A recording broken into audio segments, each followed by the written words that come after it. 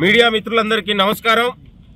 దాదాపు 20 రోజులుగా డిఎస్సి అభ్యర్థులు, గ్రూప్ 2 అభ్యర్థులు, గ్రూప్ 3 అభ్యర్థులు వివిధ రూపాల్లో ప్రభుత్వానికి విజ్ఞప్తుల రూపంలో, నిరసన రూపంలో ప్రభుత్వానికి తెలియజేశారు.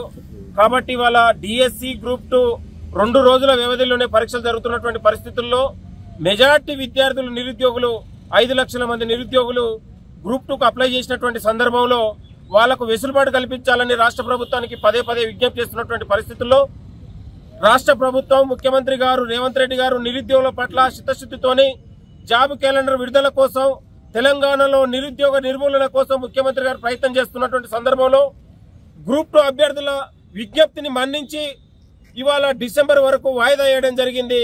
కాబట్టి ఈ ప్రభుత్వం కోతల ప్రభుత్వం కాదు, ఇది చేతల ప్రభుత్వం.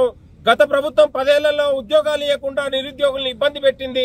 కాబట్టి ఇవాళ 6 నెలల్లోనే 30,000 ఉద్యోగాలు భర్తీ చేసి ఇవాళ దాదాపు 11,000 పోస్టుల్ని డిఎస్సి పోస్టులు భర్తీ చేసి ఎగ్జామ్స్ జరుగుతూ ఉన్నాయి. 783 పోస్టులు గ్రూప్ 2ని విడుదల చేసింది, 563 గ్రూప్ 1 విడుదల చేసింది. కాబట్టి ఈ ప్రభుత్వం నిరుద్యోగులకు ఉద్యోగాలు ఇవ్వడానికి చిత్తశుద్ధితో పనిచేస్తా ఉంది. రానున్న కాలంలో తెలంగాణలో ఉద్యోగాల భర్తీ మొత్తం కూడా జాబ్ క్యాలెండర్ భర్తీ ద్వారా విడుదల చేయబోతా ఉంది. రేపు అసెంబ్లీలో జరిగే సమావేశంలో జాబ్ క్యాలెండర్ తీర్మానం చేయబోతా ఉంది. కాబట్టి విద్యార్థులారా, నిరుద్యోగులారా, మీరు ఆందోళనలు చేయాల్సిన అవసరం లేదు, పోరాటాలు అవసరం లేదు. మీ యొక్క విజ్ఞప్తి, చిన్న వినతి పత్రం, ఒక లెటర్ ఇస్తేనే ప్రభుత్వం మీ పట్ల స్పందించడానికి ఈ రోజు గ్రూప్ 2 వాయిదా నిదర్శనం అని కూడా ఈ సందర్భంగా గుర్తు చేస్తా ఉన్నాం. కాబట్టి నిరుద్యోగులందరూ కూడా రేపు 5 ఏళ్ల పాటు ఈ ప్రభుత్వానికి అభివృద్ధి కోసం ఇవాళ మీరు కూడా అండగా ఉండాల్సిన అవసరం ఉంది.